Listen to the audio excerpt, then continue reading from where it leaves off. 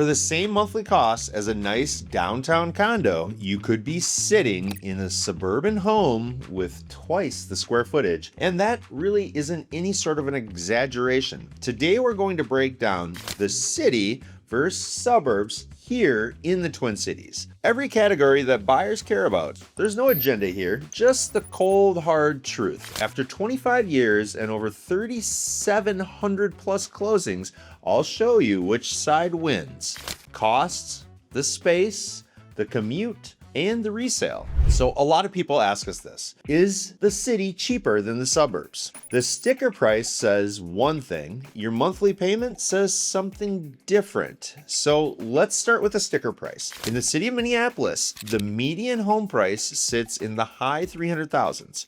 Move out to the suburbs and that number climbs. Maple Grove is closer to 400,000 and Plymouth runs in the high 400,000s. And Eden Prairie is usually a step above, more to in the mid 500,000s. On paper, the city looks cheaper, but here's what we're actually seeing today on the ground. That flips fast when you look at what you get for the money. City homes are older, the lots are smaller, and many of them need updates. So what does that same money buy in the suburbs? A nice 1,800 square foot condo in downtown can run you, believe it or not, around $6,000 a month. That's the mortgage, the taxes, HOA, parking, and everything else stacked together. That same monthly cost can put you in a much bigger suburban home. You're talking 4 bedrooms, a real yard, and a 3-car garage. So let that sink in. Keep that in mind when we talk about outdoor access here in a few minutes.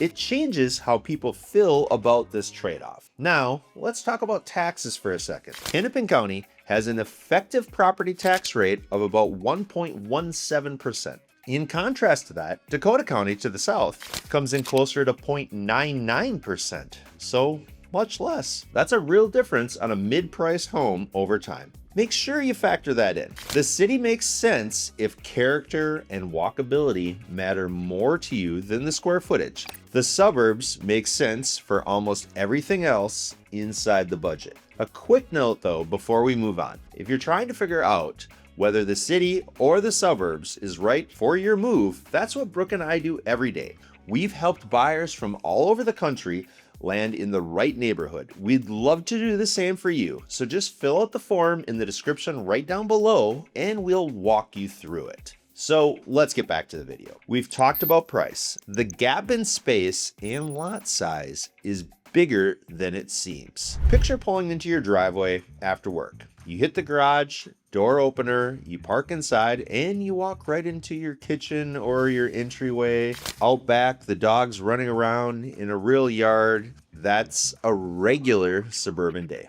The city version of that evening feels frankly completely different. You're circling the block looking for a parking space. You walk up the stairs to a smaller condo. There may be no garage at all. That's the trade-off in a nutshell. A $450,000 to $530,000 home in Eden Prairie or Plymouth gets you a lot. Usually 4 bedrooms, 2 or 3 car attached garage, and a floor plan built in the last 30 years. That same budget in the city gets you something smaller and older. Maybe a single car garage, maybe a single family home, maybe a condo, maybe a detached garage out back, or no garage at all. Most buyers today, frankly, they just don't want that. But here's the thing. The city has something that suburbs can't copy.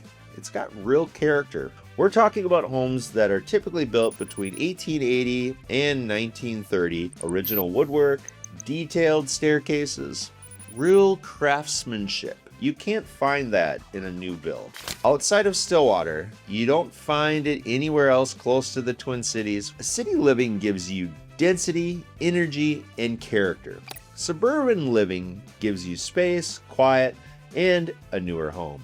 Nothing is wrong with either one. It depends on what you want your day-to-day to actually look like. Now, what most people don't realize, both the city and the suburbs, they can be fairly car dependent for most errands. Most people assume the city is fully walkable. In many cases, it's not, especially if you don't live downtown. Only a few neighborhoods like Uptown, Lynn Lake, and North Loop are walkable. In the rest of the city, People drive a lot, just like they do in the suburbs. Once you accept you're driving either way, the next question gets big.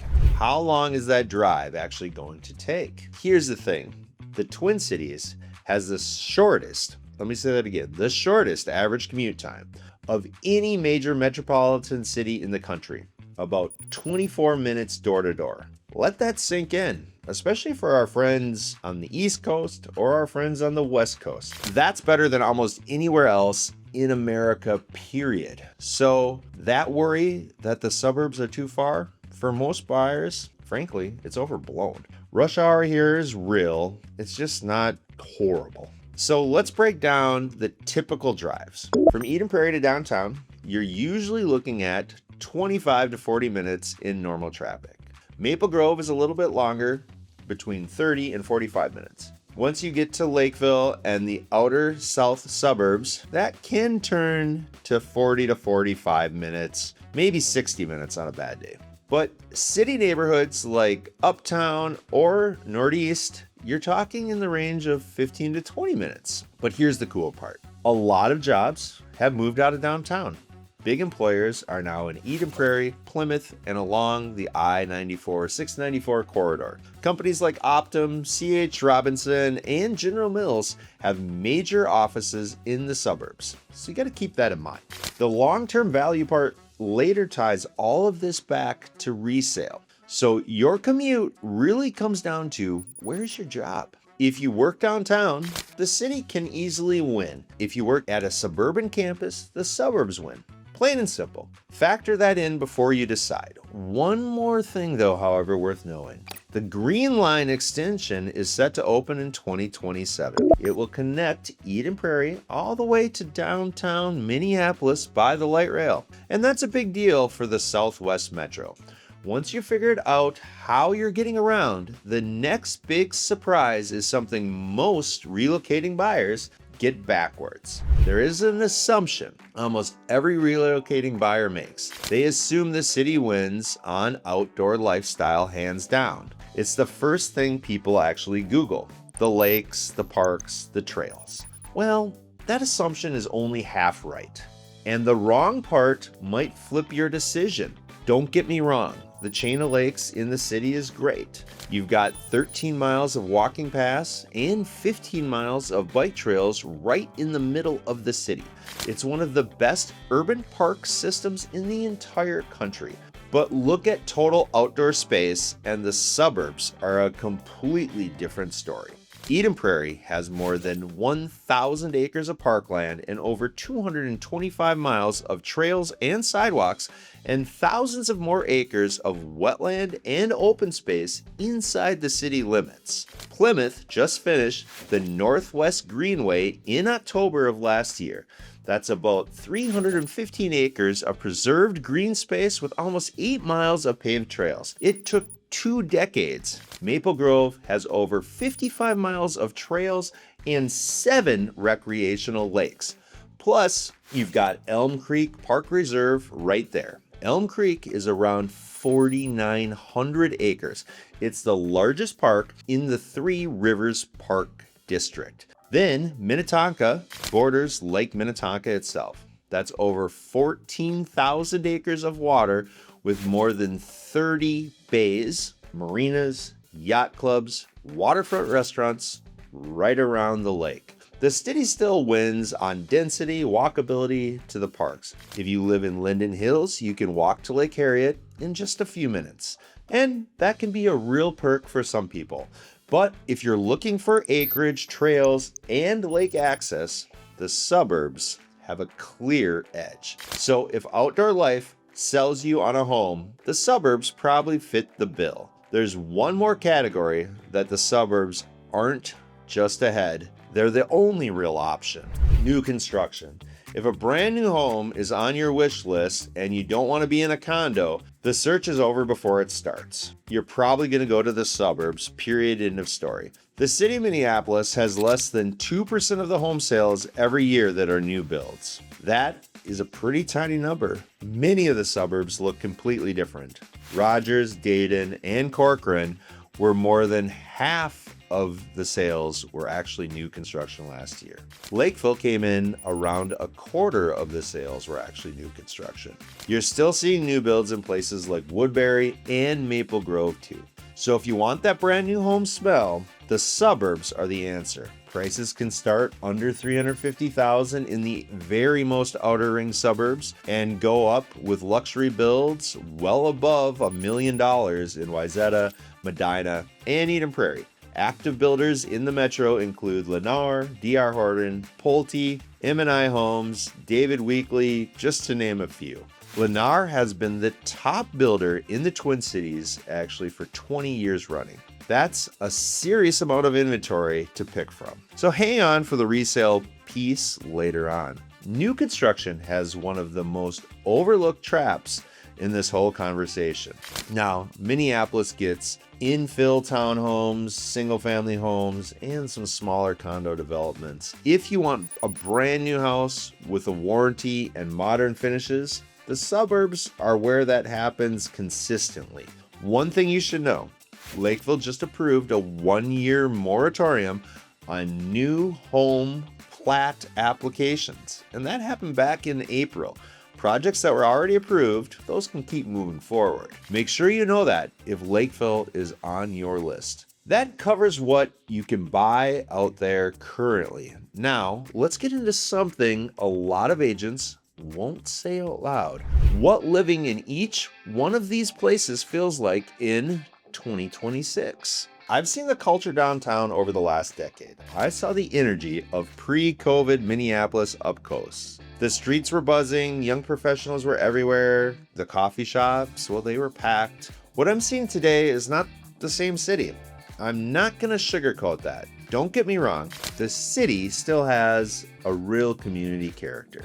Northeast Minneapolis was named the #1 arts district in the entire country.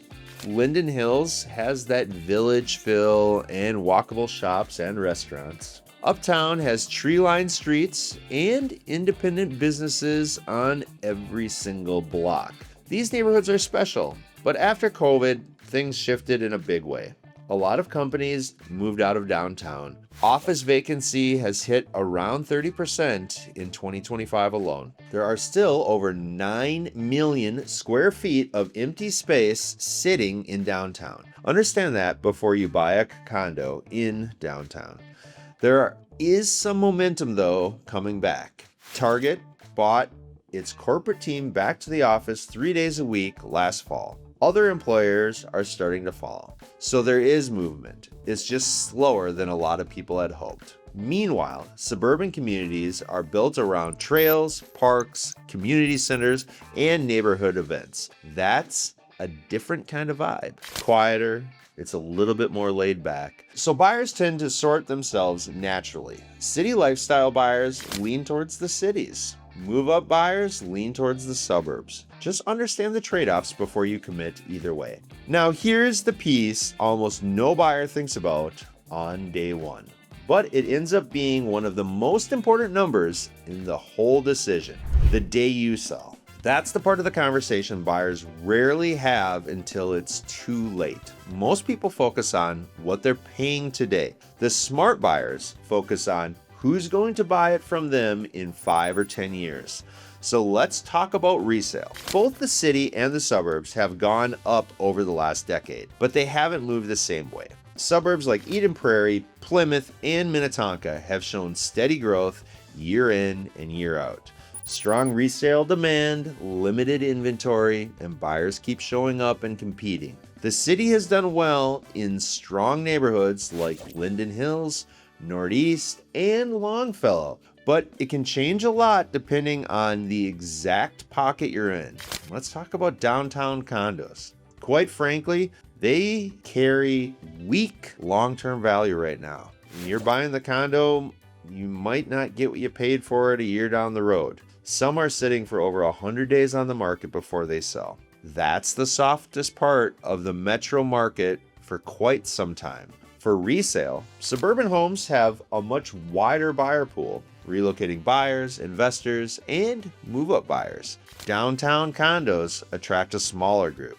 That's important when you go to sell. And one more thing, if you're buying new construction in a fast-growing area, there's some real resale risk if you need to sell quickly. Builders can offer rate buydowns and incentives that you can't match as a private seller. So make sure your timeline lines up before you buy new construction.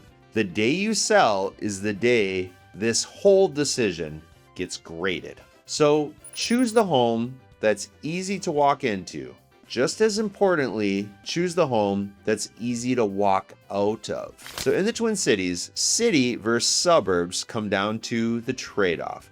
The buyers who win here pick the sides that fit their real life, not the ones that look at what's best on paper. If you want help figuring out which side fits you, fill out the form in this description right down below. Brooke and I will walk through it with you. We'd be happy to help. If you came to this video thinking downtown was the obvious place to buy, the video that I've linked here explains why Minneapolis works so differently from other major US cities. That's the next thing you need if you're moving from Chicago or New York or the coasts. So thanks for watching, and we'll see you in the next video and at the next home.